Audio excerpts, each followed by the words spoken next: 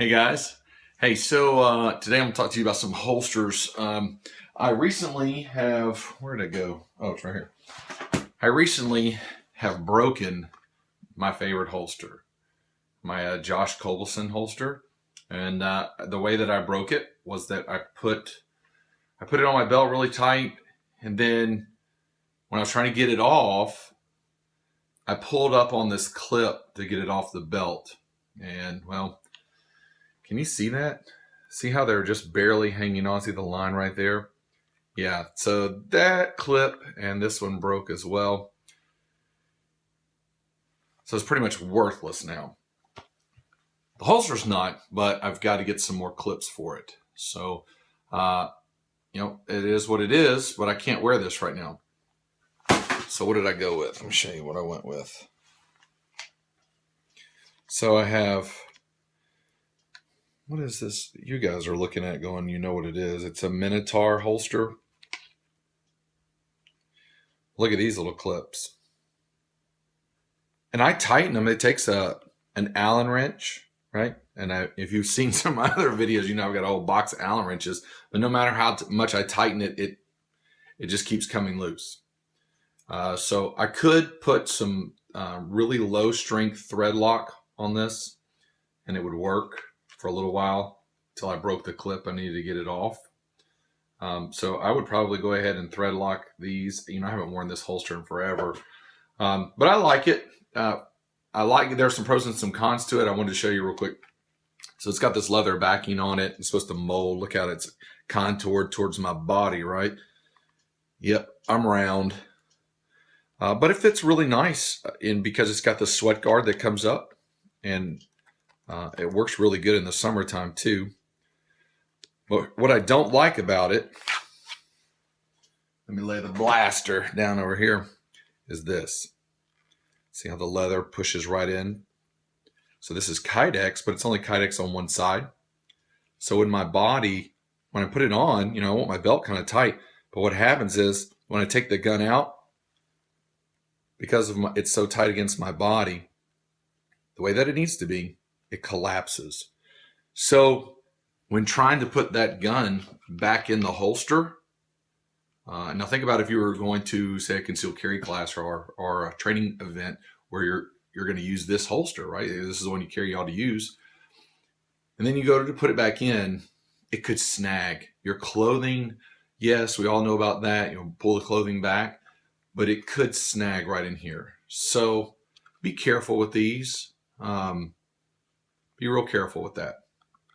And I have to remind myself, be really careful when you're putting it on in the morning, because it could be bad. Now, can you see this? Let me get out of the way. What does that say right there? Let me do it this way. I feel like a weatherman right now.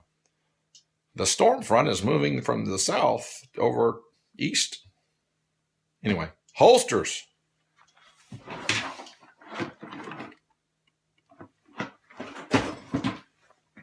Do you know why I have a whole box of holsters? Because I don't wear them. And there's probably a handful of you who have a box similar to mine. A handful of holsters that you just don't use anymore. And there's various reasons why you don't use them. Maybe they're situational. I wear it with this, this outfit, kind of like a woman's set of shoes. Guys have their holsters. So, hey, I'm man enough to admit it, all right? But, all these holsters back here, I just don't wear anymore. Now, I recently purchased, I haven't tried, but I recently purchased, I'm down here, I'm back. Here I am. Some Alien gear holsters. Now, they're just like that Minotaur, except a little bit cheaper in that they use neoprene versus the leather. All right, and the jury's still out because I haven't worn it.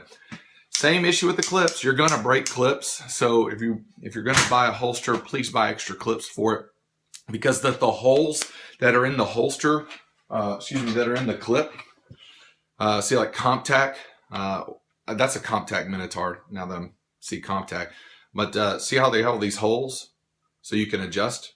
Well, if you're running a 2-hole pattern on the holster, then they may not fit. Now, fortunately, my Josh Kobelson. That's Kobelson with a K. Shopleatherworks.com, I think is his site.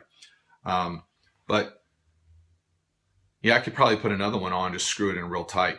Now this one's really tight, but look at this one. Loose. So it happens, okay? It happens. I could go with a full Kydex. This is the Comtech. This is called I don't know what it is. SeaTac, I think. But you know, same thing, right?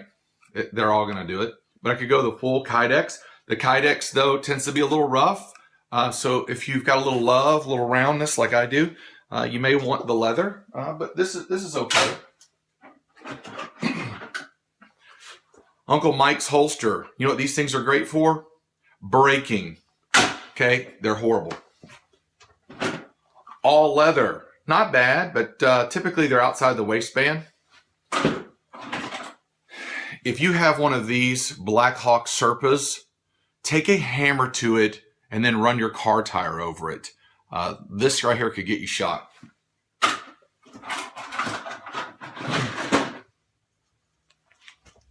Look, shiny patent leather, but it's got a thumb brake on it. Whatever.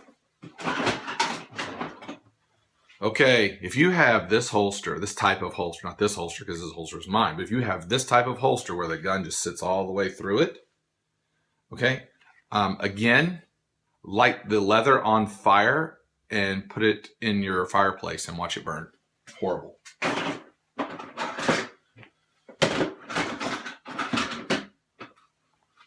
Now, what I like about Josh Kobelson, that is, he's not the only guy out there, but he's got reinforced leather. So it's leather and it's wrapped around some type of injected molded plastic or Kydex or something. See how it won't collapse?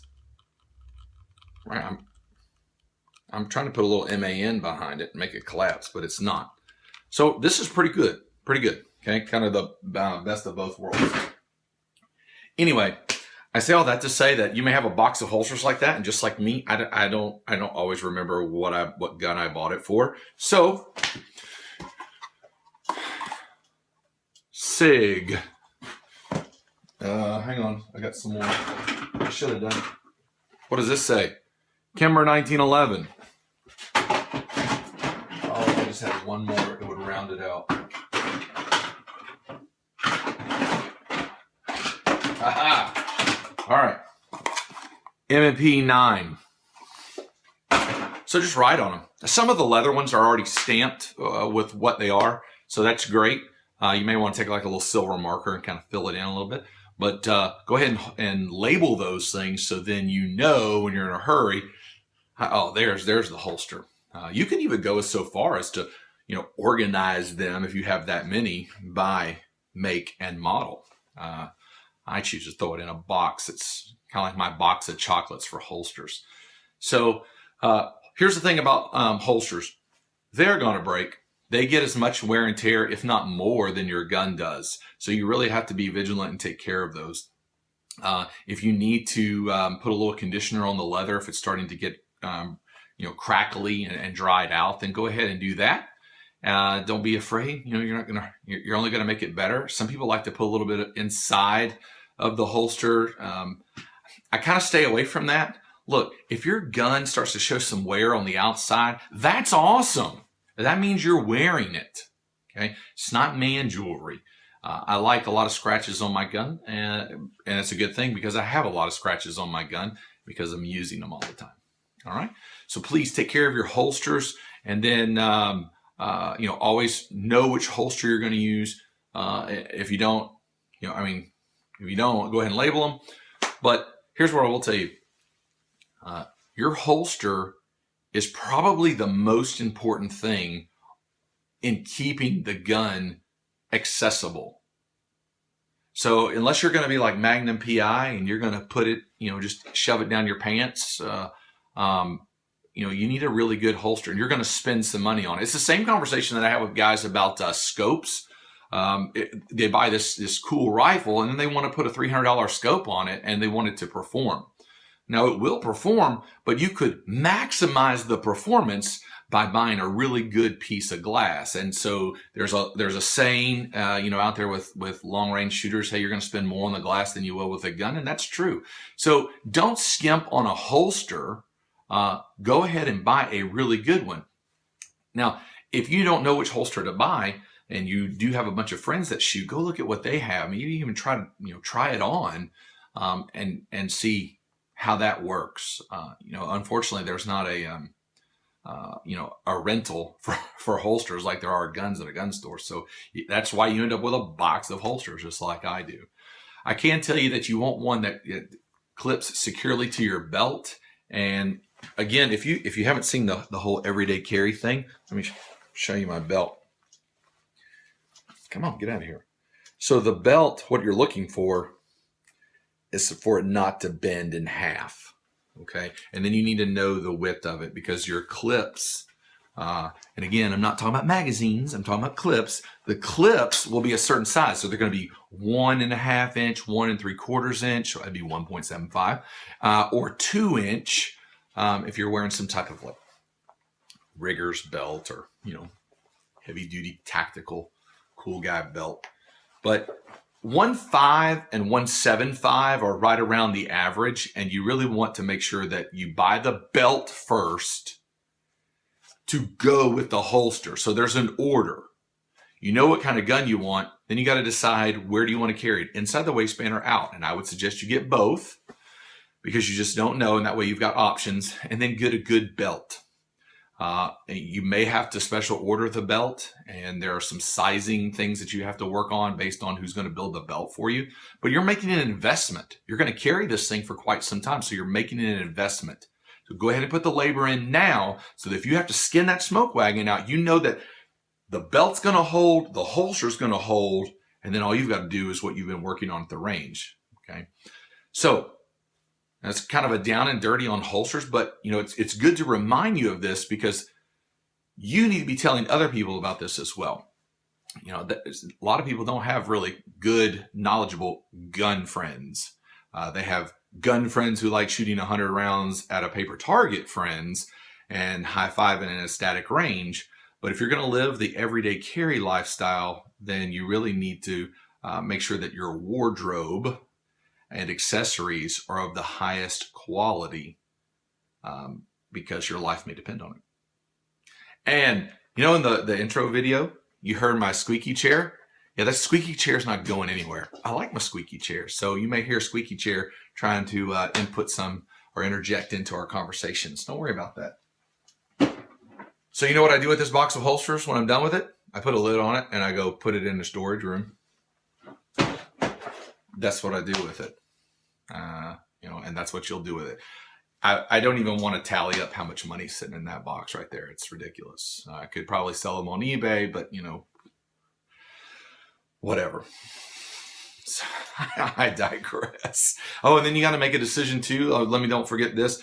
Do you want one that's going to have the weapon light?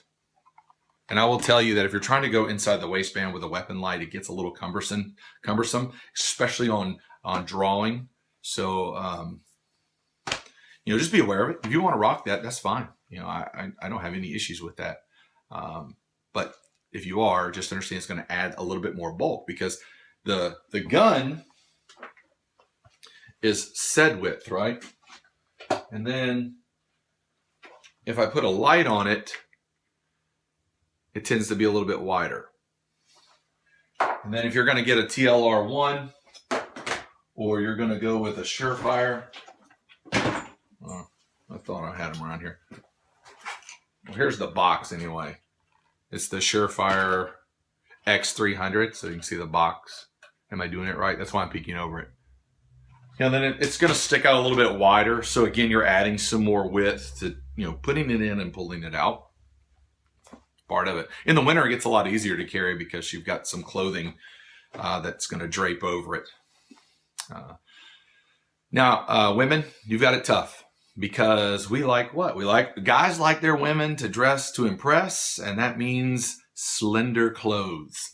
So I understand that you're going through some issues, but you may have to humble yourself and buy a pair of pants that's just, an inch or two wider so that you can get that gun on inside the waistband. I'll tell you this, guys never ask your waist size, so only you will know. So, but I can tell you this, a girl wearing a gun is pretty sexy to us guys. So if that helps you at all, I know. But if you want to wear the shirts that fit, we want you to, but if you wear the shirts that fit, it's a little, you're going to print probably over the gun. So again, I'm not a woman's fashion expert. I just know what I like. So I wish I could help you with that, but yeah, you need to have your gun on you. Yes, the guys have it easier because guys, we dress like slobs, don't we? If you find girls, tell me if I'm wrong. If you find a guy that looks good, wow, that's like a diamond in the rough. It's like you saw a unicorn or something. So I understand. All right, well, look, we're gonna have some more shop talk, so stay tuned. Good seeing you. You know what? What do I say? Come on. What? Stay alert and practice often. That's right. All right, stay alert and practice often. I'll talk to you next time.